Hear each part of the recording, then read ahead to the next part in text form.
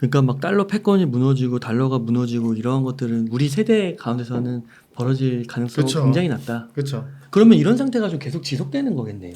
미국의 정책의 트렌드나 이제 뭐 빚지는 방식 그리고 미국이 예산을 지출하는 방식 그런 거를 패턴을 보시면 그리고 국가들한테 압박을 하는 방식 이런 걸 보면은 우리 법보다 주먹이 우선하는 세상 뭐 이런 얘기 하잖아요. 그러니까 경제적인 규약이나 규정들이 촘촘하게 채권은 누구한테 팔아야 되고 어디까지 팔아야 되고 그 다음에 뭐 통화 정책 측면에서 연준이 어디까지는 허용해야 되고 환율 정책 FX 정책에서 어디까지 허용할 수 있고 이게 촘촘히 안 써져 있잖아요. 네. 그러니까 항상 미국은 지금 그 정책의 틈이 있는 부분을 본인들 유리하게 하고 그거를 나중에 이게 유리하네라는 게 입증이 되면 그걸 법제화하고 그걸 다른 국가한테 이제 떠넘기고 이런 식의 그러니까 어떻게 보면 법적인 위법은 아닌데 기술적으로 되게 얄밉게 네. 그렇지만 자기 나름대로는 잘 하고 있는 거죠. 미국 입장에서 보면. 그렇죠. 네. 또 뭐 거기에 대해서 뭐 국방력이나 이런 게 있으니까 뭐 반기를 들 수도 없고. 그렇죠. 네. 초창기 2000년부터 2015년만 하더라도 WTO의 메인 그 주 리더는 미국이었어요. 자유무역주의. 왜냐면은 본인들도 많이 팔고 싸게 사니까 좋았던 거죠. 중국이 자청해가지고 공장 역할하면서 아 너희들은 하청업체 역할로 싸게 물건 주는 거 얻어주는 것만 잘 사오니까 그러면은 가게는 부자인데 원래 미국 가게는 부자 흑자 재정인데 그 가게가 계속적으로 외국에서 싼 물건을 살 수 있으면 좋은 거잖아요. 근데 이제 15년 이후부터 이제 그런 흐름이 깨지면 중국도 에헴 하면서 나도 이제는 기술 국가를 할래. 나도 이제는 뭔가 패권 국가의 역할처럼 네. 할래. 이렇게 올라오니까 그 이후부터 무역 관세 매기고 그러면서 WTO에 유럽하고 미국이 제소하면서 이거 불공정 무역이다 하니까 그때 많은 이사 그다음에 정책위원들 미국의 사람들이 들어갔던 사람들 다 나오잖아요. 다 나오면서 나중에 인도 분이었나 그분이 이제 최종 그 의장 역할을 했는데 거기서 중재안을 발표해도 듣지도 않잖아요. WTO는 지금 완전 무력화됐어요. 그러니까 본인 필요에 의해서 왔다 갔다 하는 거죠, 미국은. 아, 그렇군요. 그게 네. 중국이 첨단 사업 고부가 가치 네네. 산업 한다고 하면서 네네. 그게 이렇게 틀어졌다고 봐야 네, 되는 거예요. 그것과 동시에 중국도 위안화를 국제화한다고 하면서 위안화 그 결제 시스템을 스위프트처럼 CIPS라는 거 만들기 시작하면서부터 더 세집니다. 싸움이. 그러면서 이제 시간이 또 지나면서 이제 자유무역이 약간 보호무역으로 바뀌고 네, 네. 이런 식으로 블록 그쵸. 경제로 가고 그렇게 되는 네네. 거군요. 네, 이렇게 달러가 네네. 지금 이제 달러 인덱스가 좀 크게 하락을 하고 있고 네. 또 돈을 이렇게 많이 찍어낸다고 해서 그런지 모르겠는데 그 비트코인 가격은 좀 네네. 올라갔는데요. 네네. 그래서 지난번에 그 출연해 주셔가지고 비트코인의 또 상징적인 의미도 설명을 해주셨고요. 네네. 또 좀 비트코인의 가격의 흐름에 대해서나 앞으로의 움직임에 대해서나 뭐 좀 코멘트해 주실 게 있으실까요? 가격은 제가 감히 예측하기가 지난번에 네. 비트코인이 당장의 어떤 큰 트렌드에서 상승이 힘들 수 있고 디지털 달러가 더 강화될 수 있기 때문에 조심하셔야 된다 했다가 많은 분들이 비트코인 공부나 제대로 하라 막 이러셔가지고 그렇잖아요 지금. 근데 네. 그럼에도 불구하고 제가 너무 조심스러운 거예요 그때 아. 이후로. 근데 이제 비트코인이 어떻게 보면은 이제 결제의 일부 수단도 지금 들어가 있는 상태고 디지털 금이라고 하는 이제 커머디티 원자재와 같은 투자의 대상 이제 우리가 어떻게 보면 상품 투자의 개념의 성격도 들어가 있는 거고 근데 해리스도 그렇고 트럼프도 이 비트코인에 대해서 절대 배척 안 해요. 왜냐면 비트코인 투자에 그 유권자들이 엄청 많기 때문에 이 계층을 갖다 어느 정도 흡수하려는 이제 정책들 그래서 비트코인과 관련돼서 범용적으로 사용되고 이것이 쓰여지면서 받아들여질 수 있는 정책에 대해서도 해리스 쪽도 그것에 대해 긍정적으로 검토하는 발언을 해요. 트럼프는 원래 그랬었고 네.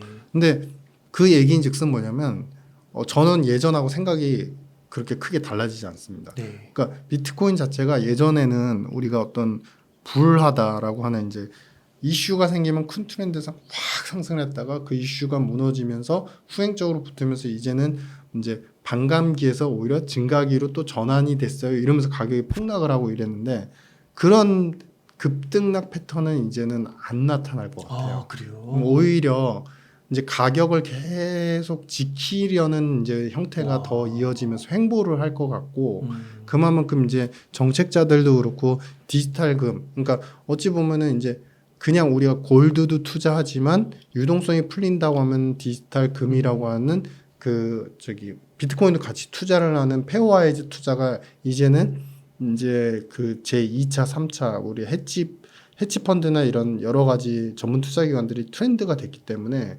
그분들의 입장에서 뭐 가격이 급등할 거니까 사는 게 아니라 전반적으로 유동성이 풀리면 상품 투자를 하는 측면에서 다 하는 거예요. 그래서 그런 측면에서 상품의 역할로서도 이미 어느 정도 자리를 잡았기 때문에 네. 가격이 크게 급등락을 하기보다는 현 트렌드를 계속 이어갈 것 같은 그런 생각입니다.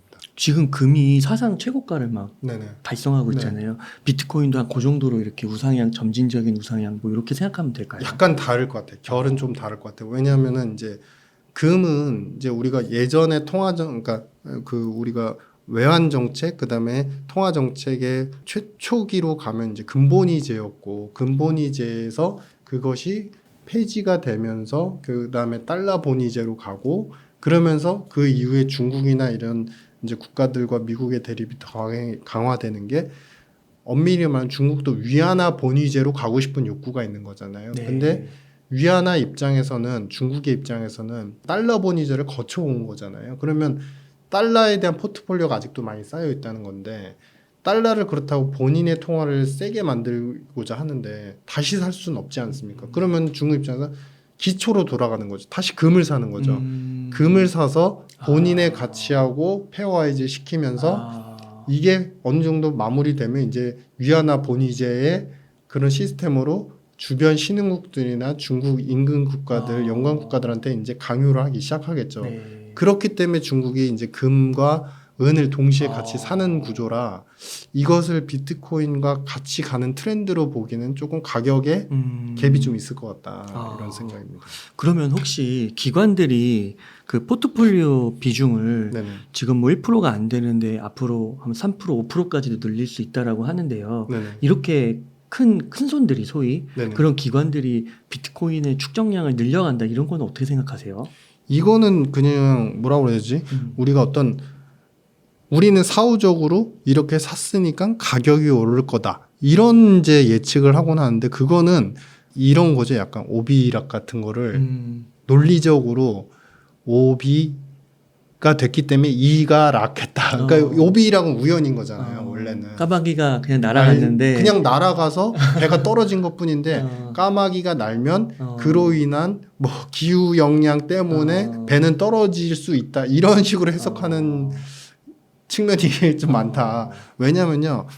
이 사모펀드하고 헤지펀드들 미국에 네. 그 비트코인에 대한 투자의 이유와 철학, 그다음에 왜 포지셔닝이 조금씩 변동이 되는지에 대해서 서베이를 한 자료가 있어요. 그걸 제가 좀 더 열심히 찾아봤거든요.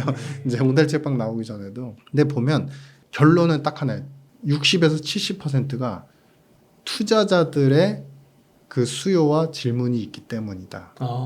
그리고 나머지는 투자 대상의 다변화를 위해서다. 이렇게 돼요.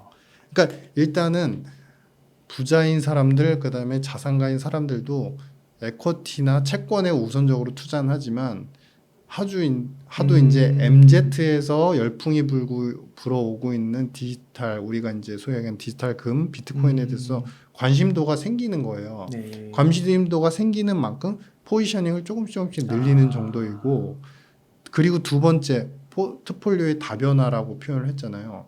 잘 생각해 보시면요. 지금 그런 헤지펀드나 커머더티 투자를 하는 기관들 입장에서 원유를 쉽게 투자할 수 있을까요? 지금 원유 비중은 예전의 평균, 그러니까 우리가 벤치마크라고 하는 평균 지수 대비 덜 투자할 수밖에 없을 것 같아요. 저라면 그래요. 왜냐하면 원유가요. 변동이 너무 커지잖아요. 자산 포트폴리오는 원칙이 전체 합의 변동을 줄이면서 수익이 안정적으로 나는 게 그게 최선이거든요. 왜냐면 어디서 망가질지 모르니까. 근데 네. 원유 같은 경우는 예전과 다르게 지금 러시아가 꽉 잡고 있는 상태에서 아직도 원유 시장에 대한 사우디의 감산 혹은 비감산 그런 역량, 그다음에 침체 여부, 원유 수요 급감 여부, 이게 정책적으로 너무 일희일비하잖아요. 한 달은 너무 좋았다가 90불 가면 100불 갈 거라고 했다가 그다음에 또 빠지고 그런 시간이 지속이 되고 있는데, 한마디로 얘기하면 원유를 넣은 포트폴리오 투자 기관은 변동성의 축소가 아니라 변동성을 최대한 노출시키는 거거든요. 그러면서 저라면은 차라리 원유 쪽을 줄이고 가격이 조금 하락했다고 했을 때 비트코인에 상대적으로 포트폴리오 다변을 위해서 넣는 게 맞지. 기존 전통 커머디티에는 금, 은이나 뭐 구리, 그다음에 비철 금속을 제외한 나머지는 투자할 만한 대상품이 그렇게 많지가 않아요, 사실은. 우리 생각해보면 금, 우리, 니켈, 그다음에 뭐 원자재 중에서 우리가 뭐 대두, 이제 CME 시장이나 이제 우리 미국 선물 시장에 들어가 있는 것들 보면은 그다음에 뭐 생우, 그러니까 소, 살아있는 소, 캐틀, 라이브 캐틀, 뭐 그런 거 말고 그런 것도 들어가 있어요. 예, 그런 거 들어가 있어. 근데 그게 종류가 다 합치면 20개가 안 돼요. 근데 그러고 나서 에코티랑 채권, 그러면은 사실은 종류가 그렇게 많지는 않은 거거든요. 그러니까 그분들은 펀드를 운영하는 입장이니까 그런 측면에서 좀 다변화하기 위해서 상징적인 이제 이더리움도 아니고 비트코인을 조금 편중을 좀 높이는 거로 생각이 되고, 이것 자체가 가격을 그렇게 급등락시키지 않은 요인은 된다. 그렇다고 이게 더 많이 샀으니까 더 많이 올라간다. 이런 걸로 예상하기에는 좀 무리가 있어 보인다, 저는 그렇게 생각합니다. 그러니까 시대가 흐르면서 그렇죠. 그 자산에 있어서도 이게 좀 흐름이 달라지니까 그렇죠, 맞습니다. 또 신생 자산도 생기고 네네. 그런 차원으로 좀 네. 봐야 되는. 그래서 저는 개인적으로 저만의 생각인데 네. 저만의 추측인데, 다음에 투자 새로운 에셋은 뭐가 올릴까? 저는 그거 고민하고 있어요. 근데 뭐예요? 결국엔 디지털에서 나올 텐데 이제 그래요? 코인류는 아닐 것 같고, 어쨌든 그 다음은 이제 여전히 저는 디지털 화폐, 그러니까 디지털 달러가 바로 쓰여지기 전에 버전이 있을 것 같아요. 그래서 그거에 투자를 했을 때 새로운 또 뉴 트렌드가 나올 수 있을 것 같은 저만의 이제 시나리오입니다. 네, 그렇게 생각하고 있습니다. 그럴 수 있을 것 같아요. 비트코인이 나온 지 한 15년, 16년 네네. 됐는데 이런 게 나올 줄 몰랐고 네네. 또 디지털은 또 빠르니까 네네. 물리적인 영역보다 네네. 그런 게 앞으로도 계속 생길 수가 네네. 있겠네요. 그렇죠. 그렇군요. 그러면 한 가지 좀 더 질문 드리고 싶은 게, 그 트럼프 대통령이 네네. 그 비트코인 컨퍼런스 연설에서 전략적 준비 자산에 준하는 그 네네. 내용을 좀 썼었잖아요. 그리고 아까 이제 그 원유 부분을 얘기해 주셔서 그 전략적 준비 자산에 이제 석유 같은 게 들어간다고 하더라고요. 그렇죠. 예. 근데 비트코인도 향후에 이런 전략적 준비 자산의 레벨로 포함될 수 있다고 혹시 보세요? 그러니까 트럼프가 이걸 어떻게 보면 시대의 어떤 불안감을 표명을 한 거죠. 그러니까 트럼프 전 대통령이 그런 얘기했잖아요. 미국 정부가 갖고 있는 비트코인을 팔지 않게 할 것이다. 이렇게 얘기를 했어요. 그러니까 그 얘기는 뭐냐면 셰일 오일이 있고 이제 전략적 준비 자산으로서의 성격은 말 그대로 이게 기본 포트폴리오, 정부의 포트폴리오이기도 하지만 경제적으로, 그다음 외교적으로 마찰이 있거나 큰 전쟁이나 불안이 있었을 때 그때 가용 가능한 자산으로서의 성격을 전략적 준비 자산이라고 표현을 하는데, 원유는 원래 중요했어요. 예전에는. 근데 원유를 많이 쥐고 있어도 원유, 유가에 대한 가격 결정력이 지금 미국에 있나요? 아니잖아요. 중동으로 거의 다 가버렸잖아요. 셰일 오일이 있어서 원래는 이 가격 결정력을 미국이 가져오려고 했는데 다 가져오지 못했어요. 결국에는 중동에 있어요. 그리고 분쟁 리스크, 중동에서 어떤 일이 발생하는지 거기에 있어요. 그러면 사실 반대로 생각했을 때 이게 이 부분은 저는 뭐 결코 뭐 네거티브하지 않고 저는 포지티브하다 생각을 하는 게 뭐냐면, 비트코인 같은 경우는 어떤 국가도 정치적으로 개입을 해서 그것을 가격을 통제하거나 가격을 만들 수 있는 힘이 어느 나라에도 집중돼 있지 않아요. 없다는 건 뭐냐면 한마디로 미국이 이 힘을 가질 수도 있는 영역이 지금 잠재되어 있다는 거예요. 그러면 저 같아도 원유의 가격 결정력은 준비자산으로서 편입을 해놔도 저쪽에 가 있으면 이거 갖고 있다가 힘들어졌는데 갑자기 가격을 확 다운시키거나 이거를 갖다가 뭐 이제 팔지 못하게끔 만드는 그런 정책들, 뭐 금수 정책들 이런 것들을 만든다. 그러면 이거는 효용 가치가 떨어지잖아요. 네. 근데 비트코인 그렇지 않잖아요. 그러면 저래도 전략적 준비 자산으로서의 성격을 충분히 갖추게 하고 그 다음에 뭘 할 것 같냐면은 이 비트코인에 대한 가격 결정력의 힘을 자기들 미국이 더 가져가려고 없었으니까 어느 나라에도 이렇게 집중이 안 돼 있으니까 그걸 하려고 노력할 것 같아요. 왜냐하면 그거는 제가 반드시 뭐 비트코인을 찬양하는 그런 의미에서가 아니라 뉴 에셋이잖아요. 뉴 에셋에 대한 가격 결정력은 결국엔 경제와 금융의 힘을 또 의미하거든요. 네. 그런 걸 많이 가져가고 싶은 게 미국의 욕구고 그거는 일리가 있다라고 봅니다. 그러니까 미국 정부랑 미국 그 금융기관들이 비트코인의 네. 보유량이 지금 엄청나고 네네. 계속해서 늘리고 있다 네. 이런 얘기들이 나오고 네, 있더라고요. 그렇죠, 그렇죠. 그 이런 시각은 어떻게 생각하세요? 그 비트코인 가격이 오른다는 분들 가운데서는 네네. 미국의 전문가들 가운데서는 그 지금 미국의 아까 그 재정 적자 심각한 재정 적자 부분을 그 이제 대차 대조표를 맞춰야 되잖아요. 네네네네. 그래서 비트코인 가격이 올라가면 네, 그걸로 흑자내가지고 맞아요. 네, 그거 이제 적자난 부분 맞추겠다. 뭐 요런 그게 저는 사실은 네. 제가 갖는 생각은 그게 디지털 달러로 맞추겠다라고 보고 있는 거고 비트코인에 대한 가격 결정력 그다음 비트코인 상승해서 그로 인해서 소위 말해서 이제 그 재무제표상 흑자가 나면 이득을 얻을 수 있잖아요. 네. 근데 그건 판다는 전제고 비트코인의 제조자가 미국이라는 입장인 거잖아요. 미국이 비트코인을 생산을 할 수 있어요. 쉽게 말해서. 그러면 그걸 하겠죠. 거기서 만들어서 팔면 돈 벌어. 그러면 또 적자 갚아. 부채 갚아. 그게 가능하겠죠. 네. 근데 비트코인의 생산자는 미국이 아니지 않습니까? 그렇죠. 근데 디지털 달러의 세상이 되면 디지털 달러의 그 생산자는 누가 되죠? 미국이잖아요. 미국이 찍으면 되잖아요. 기계 만들어 놓고, 그러니까 컴퓨터 기계 만들어 놓고, 그래서 디지털 달러 찍어서 이게 처음에는 1불에, 그러니까 1달러와 동일한 가치로 발행을 하지만 이게 나중에는 가치가 달라질 수 있습니다. 그것이 디지털 달러가 달러 가치를 높이는 계기가 될 수 있습니다. 이렇게 말씀드렸는데 그거를 어떻게 처음에 1불이었는데 그게 달라져요. 이거 혼돈하시는 분 계시는데 되게 쉽게 생각하시면 환율에 선물환이 있잖아요. 선물 환율. 그러니까 1개월 후의 가격은 지금보다 더 올라갈 것 같으면 높게 형성이 되고 가치가 네. 떨어질 것 같으면 낮게 형성이 되고 근데 현재의 환율은 그 가격을 따라가잖아요. 네. 그거랑 똑같다고 생각하시면 됩니다. 디지털 달러가 더 빠른 이제 달러 선물환의 개념이 돼서 이 가격이 점점 올라가면서 달러를 같이 올리게 하는 경향성이 생길 거고 네. 디지털 달러가 처음에 찍어낼 땐 1불이었는데 그런 선물환의 개념으로 디지털 달러가 1.1에 팔린다. 그러면 처음에 이제 대차 대조표를 생각해보면 정부 입장에서 1 디지털 달러를 갖고 있었는데 그게 1로 책정이 됐는데 나중에 1.1이 되면 10%의 차익이 생긴 거잖아요. 근데 그것을 만약에 연준이 무제한적으로 발행을 할 수 있다고 생각한다면 이거를 정부 입장에서 비울 수도 있죠. 팔 수도 있죠. 왜냐하면 또 발행을 해서 재무부한테 그것을 스왑을 하든지 채권을 빌미로 해서 스왑을 하든지 여러 가지 방편으로 이거를 줄 수가 있으니까요. 그러면은 흑자가 계속 누적이 되겠죠. 팔 때마다. 그 돈으로 쉽게 말해서 1달러 가지고 1.1달러가 생긴 거잖아요. 그러면 그걸로 부채를 갚아 나가죠.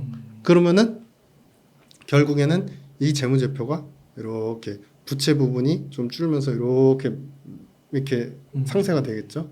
근데 이게 이제 눈 가리고 아웅이라고 저도 생각하는 게 지금의 달러 대차 대조표는 부채가 줄지만 반대로 디지털 달러에서의 부채는 또 많이 높아져 있겠죠. 한마디로 얘기해서 물을 갖다가 이쪽에서 이쪽으로 붓는 거랑 똑같은 그러니까 이쪽에서 이쪽으로 갔을 뿐. 근데 그럼에도 불구하고 전통 화폐인 원 달러, 본원 달러에 대해서는 빚이 갚은 거니까 와. 재정 적자는 덜 잡히겠죠. 저는 그렇게 생각하고 있습니다. 네. 야, 이게 앞으로 어떤 변화가 나올지 정말 흥미진진해지는데요.